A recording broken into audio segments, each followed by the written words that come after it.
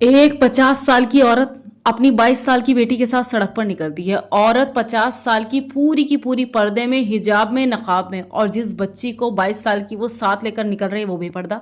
अगर उससे पूछा जाए कि आप तो फुल कंप्लीट पर्दे में हैं, आपकी बेटी बेपर्दा क्यों, वो फौरन जवाब देगी, अरे अभी इसकी उम्र ही क्या है, तो 22-23 साल की है, 2003 या 4 में तो ये पैदा हुई है, अभी तो ये बच्ची है।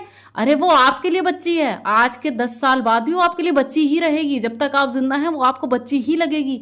लेकिन मोहल्ले वालों के लिए अब वो माल बन चुकी, दुकानदारों के लिए अब वो माल बन चुकी, गैर महरमों के लिए अब वो आंखें सेकने की चीज बन चुकी। आप इस चीज को समझ ही नहीं रही हैं। हालांकि अगर आप कुछ कम पर्दा भी कर लेती तो आपके जरिए फितना फैलने का वो डर नहीं था जो इस नौउम्र लड़की, नौजवान लड़की के जरिए से फितना फैलने के इम्कान है, और उसकी वजह से इसकी जान पर क्या बवाल होगा ये आप नहीं जानती। उसकी वजह से आपके घर की रोजी पर, आप पर कितनी लानतें होंगी ये आप नहीं जानती। कि अल्लाह ताला रोज़े महशर में बेपर्दा औरत रहने वाली को नंगा करके जहन्नुम में दाखिल करेगा। ऐसा इसलिए कि हया की चादर को उसने खुद तार तार किया था। तो इतनी ज़रूरत पर्दे की जितनी इसे है, आपको तो उतनी थी भी नहीं।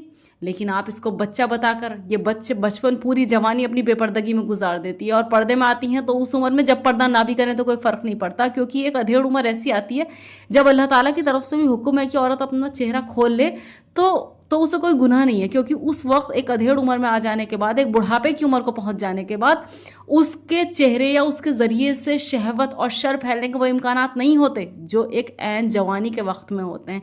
लिहाजा आपसे ज़्यादा पर्दे की ज़रूरत आपकी जवान बेटी को है, और ये फैसला आप नहीं करेंगी कि ये बच्ची है या बड़ी है, ये शरीयत फैसला करेगी कि जवानी की सही उम्र क्या है और कौन सी उम्र में इस पर पर्दा वाजिब हो जाता है और पर्दा करने का तरीका क्या है। तीनों ही चीज़ों का हमें सीखना है अगर हमें अपनी ज़िंदगी से लानत को हटाना है। सीखने के बाद अपने बच्चों को उसके फ़ायदे बताने हैं, उसके बाद धीरे धीरे मोहब्बत के साथ, प्यार के साथ, शफ़क़त के साथ उन्हें समझाना है कि पर्दे में फ़कत उनका फ़ायदा ही फ़ायदा है। थोपने की जगह जिस तरीके से हम और काम उनसे प्यार से लेते हैं, उस ही प्यार के ज़रिए से उन्हें समझाना है कि वो कितनी कीमती चीज़ है, क्यों उन्हें पर्दा करने के लिए कहा जा रहा है।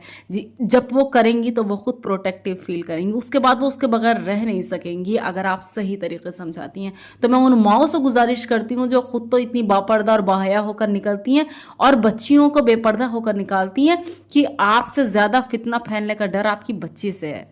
अगर वो फिर भी न समझे, उसे फातिमा तो ज़हरा के किस्से सुनाइए, उनकी हदीसें सुनाइए, उनका लाइफ स्टाइल सुनाइए, और फिर अल्लाह ताला के यहाँ उनके इनामात क्या हैं वो सुनाइए। उन्हें अम्मा आयशा के बारे में सुनाइए, हज़रत खदीजा के बारे में सुनाइए, मरियम बिनते इमरान के बारे में सुनाइए।